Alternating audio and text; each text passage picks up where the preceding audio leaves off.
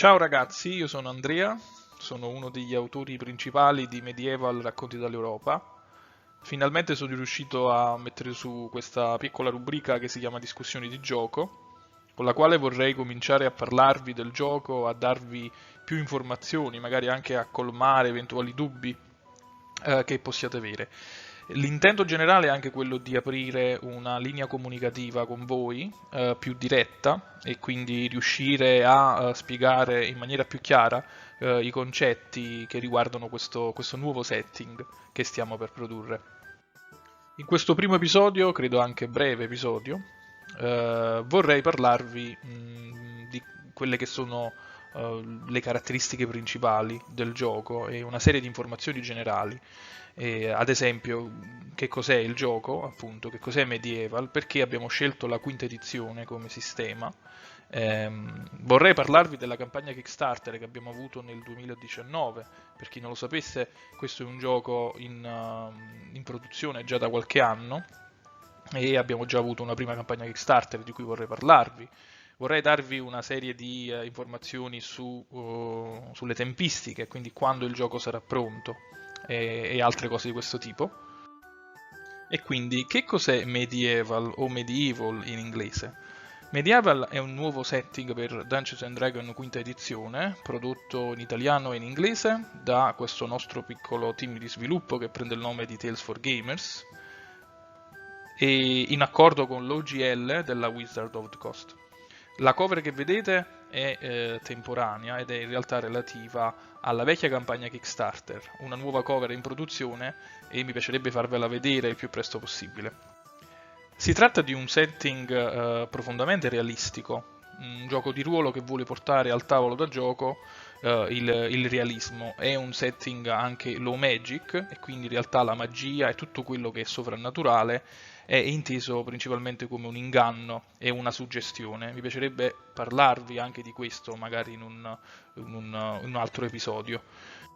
E che questo setting permetterà ai giocatori di giocare una qualsivoglia ambientazione di tipo storico medievale, che si tratti di un evento storico realmente accaduto, oppure di vicende che provengono dalla letteratura o ancora dalle leggende.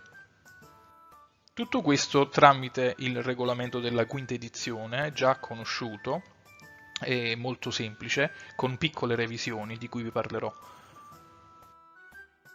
Quali sono le caratteristiche principali di questo nuovo gioco di ruolo che è Medieval? Prima di tutto si tratta di un setting puro e non di un'ambientazione. La differenza sta nel fatto che l'ambientazione è molto circoscritta a livello spaziale e anche molto ben definita, e quindi è questo spazio ben definito in cui i giocatori vanno a svolgere le loro vicende, mentre il setting, come nel caso di Medieval, è molto più ampio dal punto di vista spaziale, nel nostro caso va dalla caduta dell'impero romano d'Occidente fino alle conquiste delle Americhe e fornisce una serie di elementi, tra cui classi, background, equipaggiamenti, nuovi talenti, molto più generici che poi quindi possono essere utilizzati dai giocatori per creare nuove vicende, nuove avventure e nuove ambientazioni. È esattamente quello che fa Dungeons and Dragons, che appunto non è un'ambientazione ma è un setting. Questo vuol dire anche che tutto il materiale di gioco di Medieval non è immediatamente così com'è retrocompatibile, ovvero non può essere utilizzato così com'è nelle altre ambientazioni per la quinta edizione, ovviamente non senza una modifica iniziale. E questo è dovuto anche al fatto che Medieval si appoggia su un regolamento di quinta edizione parzialmente revisitato, appunto rivisitato per fare in modo che questo gioco possa accogliere un aspetto più realistico. Ecco. Contiene quindi del materiale inedito, ovvero delle nuove classi dal livello 1 al livello 20 con dei nuovi privilegi nuovi background che nel nostro caso prendono il nome di background culturali, nuovi equipaggiamenti, nuovi talenti e così via. Si tratta quindi di un gioco realistico e storico, da non intendere però come realismo storico. Qual è la differenza? È un gioco realistico nel senso che si contrappone fortemente all'inverosimile classico di D&D quinta edizione, e quindi la presenza della magia, di creature magiche diciamo, e altre cose di questo tipo. E si tratta appunto di un gioco realistico dove i personaggi agiscono seguendo una logica realistica, e per questo motivo ha anche una competitività maggiore. Mentre si tratta di un gioco storico perché appunto si basa su un periodo storico che è il Medioevo. Medieval sfrutta una sofisticata cornice temporale per poter funzionare, ovvero i giocatori decidono in quale punto del Medioevo localizzarsi con le proprie avventure, e una volta deciso questo, una decisione che spetta principalmente al narratore nella preparazione degli scenari e delle avventure, a quel punto i giocatori potranno utilizzare elementi caratteristici di quel determinato periodo storico del Medioevo, e quindi in questo modo poter avere un'esperienza di gioco sempre diversa man mano che ci si allontana, ad esempio, dalla caduta dell'impero romano d'Occidente e si va a giocare in periodi che sono invece più vicini a quelli della conquista dell'America. Infine, perché abbiamo utilizzato la quinta edizione? Questa è una domanda che ci è stata posta da molte persone e la risposta è immediata ma anche di natura personale. Noi sviluppatori siamo degli amanti di D&D e giochiamo da D&D da molti anni. Ci siamo molto focalizzati sulla 3.5 e poi ci siamo innamorati della quinta edizione.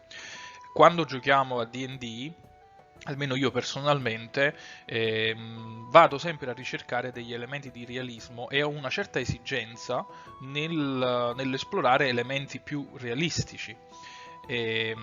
Elementi di realismo che in D&D ci sono già, ecco, questo è il punto. La quinta edizione già possiede degli elementi di realismo che purtroppo vengono ad un certo punto messi da parte o affossati o resi obsoleti dalla magia, dagli incantesimi. Mi riferisco ad esempio le armi in ferro. Al primo livello sono letali, ma dal secondo livello in poi cominciano a diventare degli oggetti inutili perché ci sono degli incantesimi che fanno più danni. Oppure mi viene in mente il cannocchiale, è un oggetto molto costoso che non viene mai poi più utilizzato perché ci sono gli oggetti magici. O ancora mi viene in mente la lotta. La lotta è una meccanica molto interessante della quinta edizione che non viene quasi mai usata. Io sfido chiunque eh, a dirmi di aver utilizzato la lotta più di 4-5 volte in una sessione di D&D. Voglio dire, è improbabile. Questo perché? Perché l'inverosimile, la presenza della magia, rende queste cose inutili. Quello che abbiamo voluto fare noi con Medieval è utilizzare la quinta edizione, utilizzare questi elementi di realismo che ci sono già, ma soprattutto dare più spazio a questi elementi, e quindi se avrete modo di giocare a Medieval vedrete l'utilizzo della lotta che è più diciamo frequente, e così come gli oggetti, l'equipaggiamento non è formato da oggetti sacrificabili che non servono più a niente ad un certo punto, ma viene sempre riposta una certa cura appunto sull'equipaggiamento. Tutto questo è nato, appunto, è nata come un'idea, poi noi ci siamo accorti durante i playtest che effettivamente la quinta edizione faceva proprio il caso nostro. Il core centrale della quinta edizione non è strettamente collegato all'inverosimile e alla magia che vediamo in D&D, ma può essere efficacemente utilizzato ad hoc per qualsiasi altra struttura, ecco, in questo caso storica.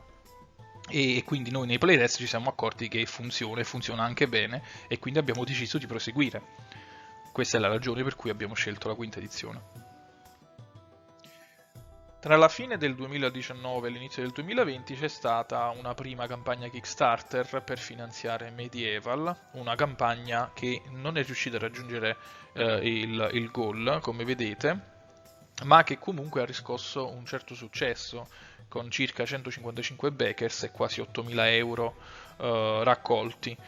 Il problema principale è stato un gol eccessivo, un gol troppo alto da raggiungere. Questo è dovuto al fatto che in quel periodo c'erano delle esigenze diverse dal punto di vista produttivo, anche perché il gioco si trovava ancora in fasi molto embrionali rispetto invece ad adesso, in cui appunto oggi il gioco vede una fase di sviluppo quasi completa ed è stato sviluppato appunto maggiormente. Questo ci permetterà appunto nella prossima campagna Kickstarter che ci sarà in autunno, ci permetterà di mettere un goal decisamente inferiore e quindi riuscire in questo modo a finanziarlo.